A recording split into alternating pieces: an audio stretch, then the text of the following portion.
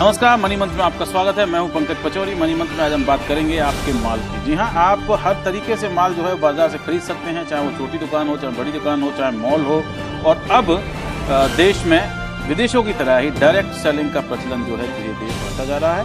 और उसकी वजह यह है कि हिंदुस्तान का जो कंज्यूमर है वो अब अपने पैसे को ज़्यादा से ज़्यादा संभल कर खर्च करता है, मेहनत करता है, पैसा कमाता है, खर्च करता है। इस समय देखा जाए तो मुल्क में कोई 11.5% जो हमारी जनसंख्या है उसको हम मिडिल क्लास कह सकते हैं, जो आंकड़े आते हैं। और उसका मतलब ये हुआ कि कोई 14-15 करोड़ लोग ऐसे हैं जो कि मिडिल क्लास में शामिल हैं। और इनको लुभाने के लिए, इनसे बात करने के लिए डायरेक्ट सेलिंग जो है वो हो रही है। हिंदुस्तान में कोई 6-7 बड़ी कंपनियां जो दुनिया भर की हैं वो यहाँ पर आ चुकी हैं। और साथ ही उसके ये भी चीज़ सामने आ रही है कि अब चिंता दिखाई जा रही है कि रेगुलेशन जो है वो कैसे होगा, डायरेक्ट सेलिंग को किस तरह से बेहतर तरीके से लोगों तक पहुंचाया जा सकेगा। डायरेक्ट सेलिंग का सबसे बड़ा उदाहरण अगर देखा जाए तो हमारे मुल्क में वो इस समय SMS सेलिंग है। आप SMS के ज़रिए जो है मार्केटिंग की जाती है और लोग उससे खरीदते हैं। हमारे पास 3 खास मेहमान यहाँ पर मौजूद हैं। दुनिया की बड़ी कंपनी एमवे के senior vice president Yogendra Singh हमारे साथ में हैं, बहुत बहुत धन्यवाद। और डायरेक्ट सेलिंग जो कंपनीज सारी जो हैं उनकी association IDSA, Indian direct selling association की सेक्रेटरी जनरल छवि हेमंत हमारे साथ में हैं। और क्योंकि मामला कंज्यूमर का है और कंज्यूमर के अधिकारों का है और साथ ही कंज्यूमर को ज़्यादा से ज़्यादा सुविधा देने का है, प्रोफेसर श्रीराम खन्ना हमारे साथ में हैं जो मैनेजिंग ट्रस्टी हैं कंज्यूमर वॉइस के।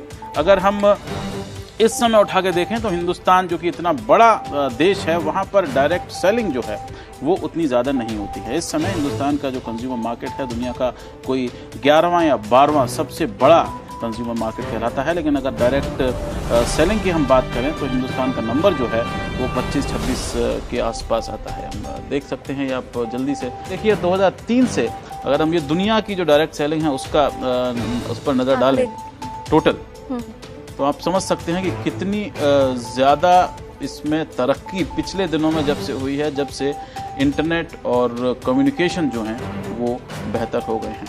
कोई पिछले 3 साल में सबसे ज़्यादा हुई है। अगर आंकड़ों से देखा जाए तो 2007-8 में करीब 14% से 15% तक की ग्रोथ हुई थी और 8-9 के अंदर 17-18% की ग्रोथ हुई थी और 9-10 के अंदर 24% की ग्रोथ देखी। 4120 करोड़ रुपए जो हैं वो अब 2009-2010 के हैं। और ये बावजूद इसके है कि 2008-2009 में दुनिया भर में मंदी चल रही थी और लोग कह रहे थे कि देश में भी मंदी के आसार नज़र आ रहे हैं। मार्केट साइज़ अगर हम देख लें तो ये आप देख सकते हैं कि किस तरह से तेज़ी से बढ़ रहा है। लगभग दुगना सिर्फ 5 साल के अंदर मार्केट जो है वो हो गया है हिंदुस्तान में डायरेक्ट सेलिंग का। तो ये मोटी बातें इसमें नज़र आती हैं। लेकिन फिर भी अगर हम देखें तो इतने बड़े मार्केट में अभी भी अगर हम नंबर उठा के देखें तो हिंदुस्तान का नंबर जो है वो पेरू और स्पेन के आसपास आता है। और हम जो हैं वो मलेशिया, कोलंबिया, छोटे छोटे देश हैं, थाईलैंड हुआ, इटली हुआ, इनसे अभी भी पिछड़े हुए हैं। क्यों, ऐसा क्यों है कि अभी भी $1 बिलियन जो है वो हम डायरेक्ट सेलिंग में इतने बड़े मुल्क में नहीं पा पाए?